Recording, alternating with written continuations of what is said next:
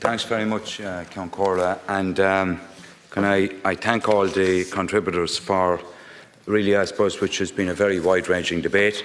What I want to do in the time that I have, I suppose I want to touch on generally around what government are doing on housing. So I think it should be looked in the context that the housing plan delivering homes, building communities, is part of a number of items. Firstly was the National Planning Framework, which has basically been revised, updated, and that provides really to deal with the increase in population. Out of that, we want the local authorities to look at their development plans and to cater for that increased population. One of the points that came up earlier was, in terms of the local authorities, we want them to to provide for up to 50% above what their targets are as laid down by the department. We need to have more land zoned for development. That's hugely important. Then we had the National Development Plan, which provided funding. Then we had the Delivering Homes, Building Communities. And today we had the Accelerated Infrastructure Task Force Report and Action Plan. They're all part of a comprehensive plan overlaid by the government to get increased supply of homes. That's the ultimate objective. And listening to the debate, I suppose, today, it's all about supply. It's all about putting those additional measures in terms of supply.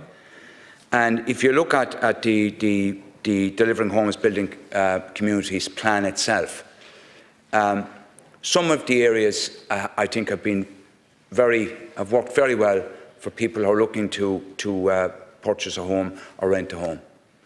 If you look at the Help to Buy scheme, it has helped over 59,000 people. They're getting their own tax back, in many cases a deposit for a home. The First Home scheme, 8,400 people. And then you have the vacant property refurbishment grants, nearly 15,000 people have benefited. Many of the opposition parties were opposed to all those schemes. They have benefited a huge amount of people. We are extending many of those to 2030. Furthermore, people were speaking about the affordable homes. It came up consistently. So what does this plan do? It sets a target that we want to provide 15,000 supports across dealing with people qualifying for Help to Buy, First Home scheme, local authority loans, the vacant property refurbishment grant. A point came up earlier, and people may have not had a chance to read the plan. Well, I would suggest they go back and read it. Spoke about that we should give people that want to purchase a derelict or a vacant property for a period of time, that they would qualify for the First Home scheme. We're going to engage in that, to look to see what we can do. They would probably also qualify for the vacant property refurbishment grant. I think that point is generally being missed. It came up about helping smaller builders. Once again, within the plan, we have 400 million for an equity risk capital investment programme. We have 200 million going to Home Builders Finance. And furthermore, what we're looking to do is there's a scheme there at the moment whereby the Ready to Build scheme, which we will allow in towns and villages, to allow that scheme to be available to small builders to work with the local authority to build we'll say mixed units within the towns and village. That scheme is there once again for small builders. I think the key focus really for us is increase in supply. Furthermore, in terms of the issues that really would have arisen, the whole issue, the local authorities are critical to increasing the supply. We want to work with the local authorities. How are we doing that in the plan? We want them to zone more land. We need more land for residential. Population has gone up. The National Planning Framework is saying that. We want them to, if a message is to go out, we want them to zone 50% above their targets and zone land that would be built on. Secondly, we want every local authority will now have an affordable purchase target. So every single local authority, we want them to build affordable purchase homes. It's now called a Smarter Home Scheme. Their schemes, and people spoke about that scheme is available for people that will say are having difficulty purchasing in the open market. They can get up to a 40% discount on the value of the house, and furthermore hold the Help to Buy as well. Specifically in that space, we want the local authorities. In terms of social housing, we put targets of 12,000 units a year. That's an increase of about 3,500 plus on what they're currently delivering. They were currently delivering nationally. That's very much, I'd say, a big increase in terms of the delivery by local authorities. We are providing 500 million of an acquisition fund for local authorities to go out and purchase land that can be built on for social housing and obviously other areas as well, like affordable housing. And furthermore, we have set up the Housing Activation Office, which is there with a 1 billion fund to work with local authorities to make sites, enable the sites and do the enabling works on the site up front. So these sites are available that they can be built, and that they will go into agreements with builders to build affordable purchase, cost rental, social housing, obviously hugely important. And furthermore, if the local authorities exceed their targets, their self-built targets, they will get funding for other activities within the local authority area, which is something that's hugely important.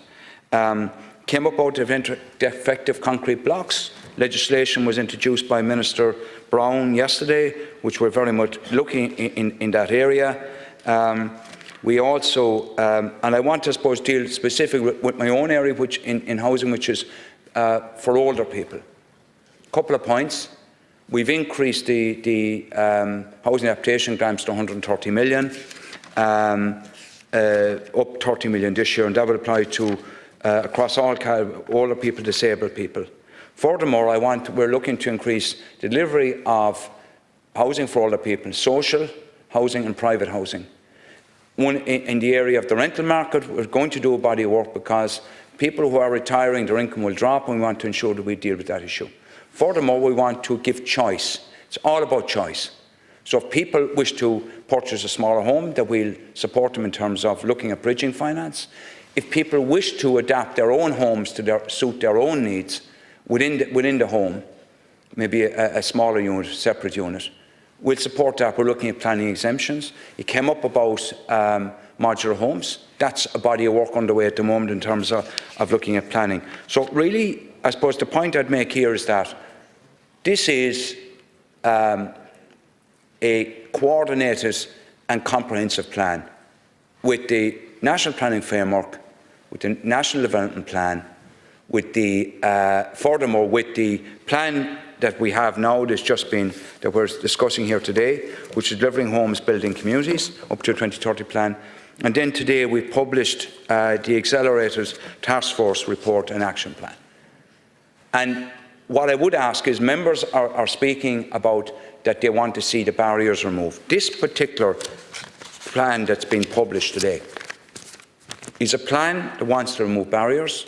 It wants to deal with judicial reviews. People have spoken about water services that came up repeatedly. Within the housing plan itself, we want to support where it can be provided by private builders, private developers to get schemes going in areas. But I think the critical issue here is that if we're coming along and we're putting forward these measures in this Accelerated Infrastructure Report and Action Plan, I would expect and hope that members in the opposition will support what we're doing. Because ultimately we've choices to make, and there will be issues there that people will find difficult. But when it comes down to it, the common good at times has to override private interest, has to. And the bottom line is we must get an increase in supply. And any measures we brought in, people have spoken about measures in terms of apartments. That's all about viability. Everything here is about practical options. It's not theoretical. It's practical options to support the building. The state can't do it all.